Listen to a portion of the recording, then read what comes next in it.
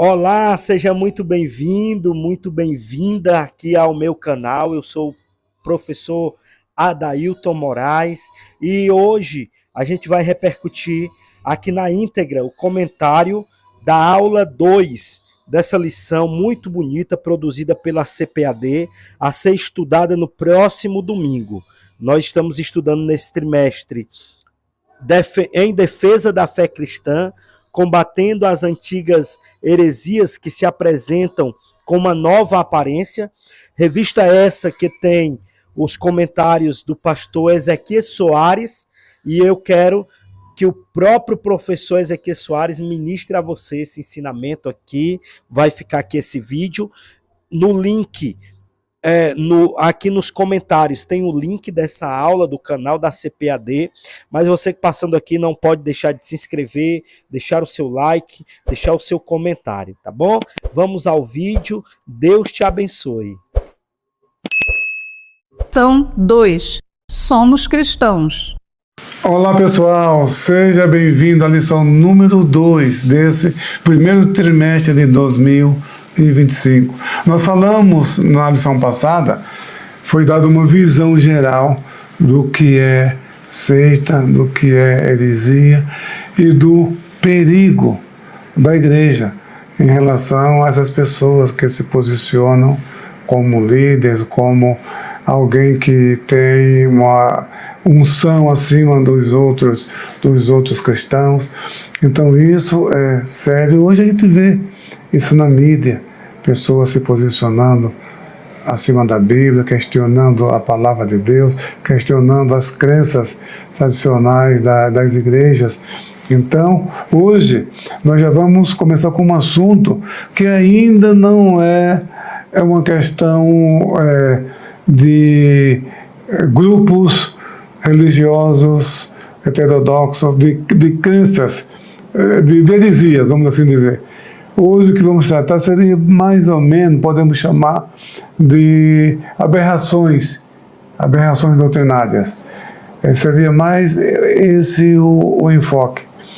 O título é Somos Cristãos. Você pergunta, quem não sabe disso? Você pode perguntar, mas quem não sabe que nós somos cristãos? Mas a questão não é essa. Eu vou explicar. Veja, a igreja herdou dos judeus muitas ideias, crenças e práticas no campo teológico e ético, visto que a jornada histórica da igreja começou em Jerusalém, no dia de Pentecostes, numa comunidade judaica. E esses pontos de interseção levaram alguns a confundir a lei de Moisés e com a graça. Vejamos que Gálatas 2 é um relato de um dos debates que mostram o limite entre judaísmo e cristianismo. E os apóstolos, principalmente Paulo, tiveram muita dificuldade em mostrar isso aos judaizantes. Então, nessa lição 2, temos aqui 3 tópicos. Tópico número 1, prevenindo contra a tendência judaizante. Número 2, a tendência judaizante no início da igreja. E o tópico 3, a tendência judaizante nos dias atuais. Muito bem. O Senhor Jesus, ele nasceu no judaísmo. Diz lá em Gálatas 4, versículo 4, mas vindo a plenitude dos tempos, Deus enviou seu Filho, nascido de mulher e nascido conforme a lei. Então Jesus era judeu, nasceu judeu, viveu judeu, foi criado na sinagoga. Muito bem, os seus apóstolos eram judeus, eles pregavam o evangelho espalhado por toda parte, mas só que tem uma coisa, cristianismo é cristianismo, judaísmo é judaísmo. E muito cedo na história da igreja surgiram judeus, alguns fariseus, alguns não, muitos. Atos, capítulo 6, versículo 7, diz que grande número de sacerdotes obedecia a fé. Então, muitos se converteram à fé cristã, quer dizer, se tornaram discípulos de Jesus. Muitos deles creram em Jesus, mas ensinavam que deviam viver a prática judaica. Eles são chamados de judaizantes. Então, eles achavam que recebiam Jesus como seu Senhor e Salvador. Eles criam Jesus como Messias de Israel. Cria que Jesus morreu por os nossos pecados. Mas achava que a morte de Jesus, em outras palavras, precisava de algum complemento pela atitude dele, porque em Atos, no capítulo 15, versículos 1 e 2, diz que eles falavam abertamente de vocês, isso se referindo aos não-judeus, que a Almeida Corrigida chama de gentios. Os gentios são os povos que não pertencem à casa de Israel. São os não-judeus. Então, o Evangelho chegou a essas pessoas. Que, na verdade, foi a ordem de Jesus. Ele decide por todo mundo pregar o Evangelho a toda criatura. E lá em Mateus ele falou, vamos por todo mundo fazendo discípulos, batizando em nome do Pai, do Filho e do Espírito Santo. Então, o Evangelho, a salvação, já estava no propósito de Deus desde antes da fundação do mundo. Quando Deus chamou Abraão para fazer dele o pai da nação eleita, da nação de Israel, ele falou, em você serão benditas todas as famílias da terra. Então, o Novo Testamento, ao longo de suas páginas, mostra a profecia, o plano de Deus, a vontade de Deus, para que todos os povos, tribos e nações alcancem o Evangelho. E Jesus, Paulo diz lá na primeira epístola a Timóteo, capítulo 2, que a vontade de Deus é que todos se arrependam. Eu não quero que nenhuma pessoa se perca, mas que todos sejam salvos e venham ao pleno conhecimento da verdade. Muito bem, essa é a vontade de Deus, esse é o propósito de Deus, a salvação para todas as pessoas. E o que acontece é que os apóstolos, Paulo principalmente, porque uma das grandezas do ministério de Paulo, sabe qual foi? É que ele tirou o cristianismo dos círculos judaicos e tornou universal. Porque até então, antes da morte de Estevão, o cristianismo, vamos usar outro termo, os discípulos de Jesus estavam confinados nos círculos judaicos. O eunuco da rainha da Etiópia ouviu o Evangelho, parece, não sei se ele é prosélito, se era judeu, mas de qualquer forma, levou uma mensagem para os gentios. Cornélio, sim, Cornélio era romano, era um gentio. Pedro foi e levou o Evangelho para Cornélio, ele recebeu o batismo no Espírito Santo. Então, logo no início, o Espírito Santo estava mostrando o Evangelho, que não era só para os judeus. Deus disse que era para levar o Evangelho para todas as nações. Mas levou tempo para que essa mensagem fosse espalhada para os povos. Foi Paulo, o apóstolo Paulo, que universalizou o cristianismo. Agora, havia ali uma nova experiência. Por quê? Porque os judeus foram instruídos na sinagoga. Eles eram monoteístas, eles tinham um padrão ético muito elevado, seguia a lei de Moisés, os 10 mandamentos que condena o roubo, que condenam o adultério, que condenam o falso testemunho. São princípios elevadíssimos.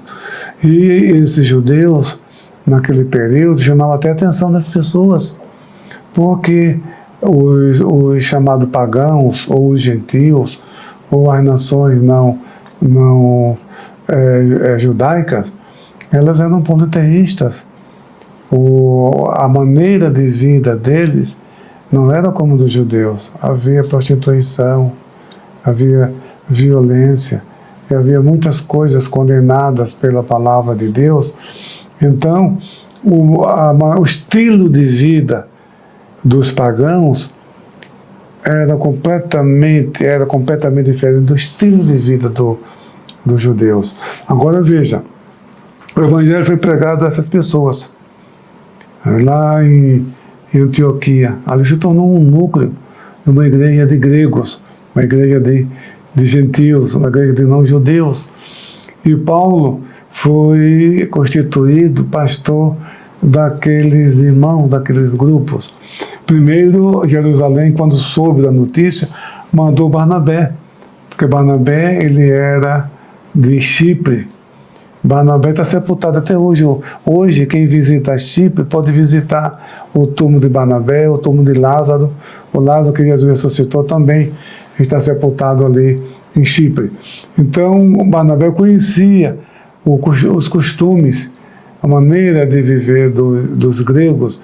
Então, era mais fácil para lidar com os gregos de Antioquia. Então, a igreja, os apóstolos de Jerusalém, sabiamente enviaram Barnabé para Antioquia. Quando Barnabé viu aquele grupo e viu a obra de Deus, aqueles irmãos alegres, louvando a Deus, transformados pelo poder da palavra de Deus, ele percebeu que aqueles discípulos precisavam agora de ensinos. Aí ele se lembrou de Saulo, aí foi até Tarso, que Saulo estava lá, e trouxe Saulo para ajudá-lo no ensino da palavra de Deus em Antioquia. Então, depois Paulo fez a sua primeira viagem, plantou a igreja, fez a segunda, fez a terceira, e divulgou, espalhou o evangelho para toda parte. Mas a questão era, qual a maneira de vida, o modo de vida desses gentios que se converteram à fé cristã? Então, Paulo recebeu a revelação de Jesus, que a salvação é pela fé em Jesus, não é pelas obras da lei. A lei não salva, a lei revela o pecado, a lei é um termômetro mede a temperatura, mas não muda a temperatura. Então a lei aponta o pecado e aponta também o remédio para o pecado, o sangue de Jesus. Então Paulo entendeu com muita clareza a revelação do Senhor Jesus e pregava para os gentios que eles deviam sim ter a maneira de viver decente, se afastando da prostituição, dos ídolos, dessas coisas, mas não era necessário guardar, a circuncisão, guardar o sábado e viver, observar o kashrut, as leis dietéticas que os judeus observam até hoje. Não precisa disso. É a fé em Jesus, viver uma vida seguida pelo Espírito Santo, porque o judeu é povo de Deus, mas tendo a Torá, a lei de Moisés, como sua instrução. A igreja é povo de Deus também, mas tem o Espírito Santo como a sua instrução. Somos seguidos. Por isso que Paulo fala que nós estamos debaixo da graça. Estamos debaixo da graça. Muito bem. E aqueles fariseus, aqueles discípulos que vieram do farisaísmo, que saíram do farisaísmo, mas o farisaísmo não saiu deles, e eles importunaram a vida do apóstolo o tempo todo, querendo impor sobre os gentios essas práticas judaicas, a circuncisão, leis dietéticas, entendeu? Então, isso foi logo no início, esse debate que levou ao concílio. O assunto foi tratado na primeira Assembleia Geral dos Apóstolos, realizada na cidade de Jerusalém. Isso está registrado em Atos, capítulo 15. E ali os missionários, Pedro falou do seu testemunho na casa de Cornélio, que Cornélio aceitou Jesus, que Cornélio foi batizado no Espírito Santo, e Pedro batizou Cornélio nas águas, e que não precisou Cornélio se tornar judeu para ter a salvação em Cristo. O apóstolo Paulo e Barnabé falaram da sua experiência, tanto em Antioquia, como da sua viagem, primeira viagem missionária, porque esse concílio aconteceu depois que Paulo e Barnabé retornaram da primeira viagem missionária. Ele testificou das igrejas funcionando na Ásia, crentes, os gregos convertidos à fé cristã, servindo a Deus com alegria, sem precisar dessas regras judaicas. Agora, esses judaizantes que estavam ali atrapalhando a obra, então o concílio tratou desse assunto. Muito bem. Esse é o ponto número 1. O que os apóstolos estavam ensinando? Que cristianismo não é judaísmo, embora haja na fé cristã muitos elementos do judaísmo, mas isso eu já expliquei no início dessa lição. Por quê? Porque a igreja nasceu no contexto judaico. Foi formada pelos judeus. Jesus era um judeu. Então, emprestamos muitos elementos, tanto da teologia como da ética dos judeus. Mas judaísmo é judaísmo, cristianismo é cristianismo. Isso deve ficar claro. Então, por que estamos tratando esse assunto nessa lição 2 e nesse trimestre? Porque hoje existem, por esse mundo afora, cristianismos, sabe, judaizantes. Sabe? Uns defendendo a guarda de sábados, outros aguardando cachiruto. O cachiruto quer dizer aquelas leis dietéticas da lei de Moisés, o regime dos judeus. Outros até querendo usar o quipá sobre a cabeça, usar o talit, aquele chale sobre o ombro. Outros levam até o chofar para tocar nos cultos. Que é isso? Isso aí não é cristianismo. Em Israel você vê os messiânicos eles não chamam a si mesmos de cristãos. Eles afirmam que cristão foi um termo de deboche que foi cunhado pelos zombadores, pelos escarnecedores, lá em Antioquia. Isso está em Atos, capítulo 11, versículo 26. Fala que em Antioquia, os discípulos de Jesus foram pela primeira vez chamados cristãos. E depois aparece mais 2 vezes o termo cristão no Novo Testamento. Então eles não se identificam com o termo cristão, eles chamam messiânicos, seguidores do Messias. Messias em hebraico quer dizer Cristo, o Cristo. Muito bem. Eles creem nas mesmas coisas que nós cremos, só que tem uma diferença. Nós vamos retomar isso mais para frente. Eles seguem a Bíblia Sagrada. Ele não se envolve com assuntos teológicos, mas eles creem na Trindade, creem na divindade de Jesus, na divindade do Espírito Santo, na salvação pela fé em Jesus.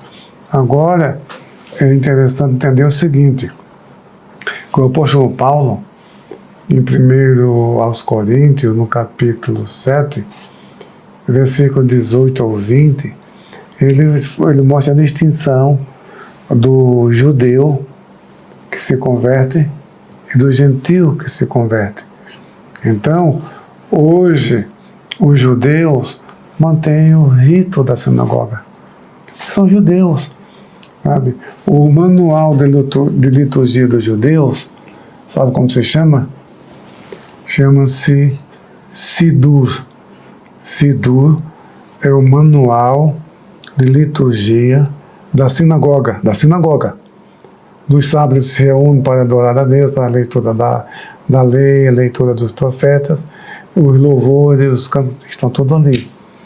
Mas os messiânicos usam esse mesmo manual de liturgia, usam o mesmo. Então, eles iniciam a reunião, abre aquele armário, aí pega a lei, o rolo da Torá, beija e faz aquele círculo assim como um respeito pela Torá. Tem o castiçal, acende aquelas velas do castiçal, segue o rito da sinagoga. Só que na leitura eles incluem o Novo Testamento.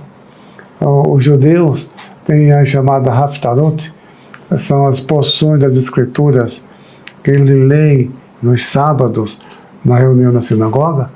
Então, os messiânicos mantêm, segue isso aí. Mas só que eles acrescentam trechos, porções do Novo Testamento. Mas só que eles são judeus. Eles vão para a sinagoga com kippá, com aquele solidel, com aquele chale, seguem o rito da sinagoga. Só que eles são messiânicos. Mas isso por quê? Porque eles são judeus. Eles foram se preservados ao longo dos séculos dessa forma. Então é uma questão cultural. Agora, um ocidental, sabe, aqui entre nós, uma pessoa que não tem nada com a comunidade judaica, trazer essas inovações, essas invenções, fica até ridículo, fica uma coisa feia, coisa muito feia. O apóstolo Paulo falou, olha, foste chamado na circuncisão, fique na circuncisão, fique cada um na vocação em que foi chamado. Está lá, 1 Coríntios, capítulo 7, versículo 20. Sabe? Então foi chamado, sendo incircunciso, continue como vocês estão. Isto é, você não é um judeu, mas se converteu à fé cristã, fica na sua cultura. Precisa mudar a sua cultura. Preste atenção, desde que essa cultura não seja pecaminosa. Porque tem cultura por esse mundo afora que permite adultério, que permite tanto. Não, falando a cultura, assim, sabe, que não tenha problema com os valores cristãos. Então, o cristianismo é supracultural. Não precisa mudar a sua cultura porque recebeu Jesus Cristo na sua vida. Não precisa disso. Paulo, quando chegou em Atenas pregando o Evangelho, ele não deu uma aula sobre o tetragrama e sobre questões judaicas. Não, Jesus. Deus anuncia agora a todos os homens, em todos os lugares, que se arrependam, porque tem determinado um dia em que há de julgar os vivos e os mortos por meio do varão que destinou o Senhor Jesus Cristo. Então, é essa a mensagem que nós pregamos. A nossa liturgia, o cristianismo, tem um leque, sabe? Existe desde aquela liturgia num culto pentecostal, num salão simples, o pessoal louvando a Deus e cantando ali, como também aquela liturgia numa catedral, com aquele ministro, com aquela vestimenta. É adoração a Deus, cada um dentro da sua cultura. Lá em Apocalipse, capítulo 5, fala de povos, tribos, línguas e nações, adorando a Deus, servindo a Deus, cada um na sua cultura. O povo do leste europeu com as suas orquestras, ali, os indígenas com seus chocalhos, e assim o russo com a sua balalaica, cada um dentro da sua cultura. Agora, a fé cristã não padronizou a liturgia. Não. Cada um, Paulo lá em Atenas, ele pregou para os atenienses. Na sinagoga, sim, era um judeu. Ali seguia o rito da sinagoga, todo aquele padrão, porque estava entre os judeus. E ele disse que se fez judeu para os judeus, se fez não-judeus para os não-judeus. E é assim que devemos proceder. Agora, trazer uma cultura judaica para o ritual nosso, meus irmãos. Eu finalizo dizendo que isso quer dizer remendo novo e vestido velho. Foi isso que Jesus falou. Então, você, como professor e como professora da escola dominical, deve orientar os seus alunos e as suas alunas, que quando descobrir um grupo religioso com essa parafernália toda, com essas inovações, isso aí é desvio, isso é desvio da fé cristã. Isso é o que eu falei, não chega a ser uma heresia, mas é uma aberração doutrinária. Então eu finalizo aqui desejando uma boa aula para você nesse domingo. Que Deus te abençoe ricamente, em nome de Jesus.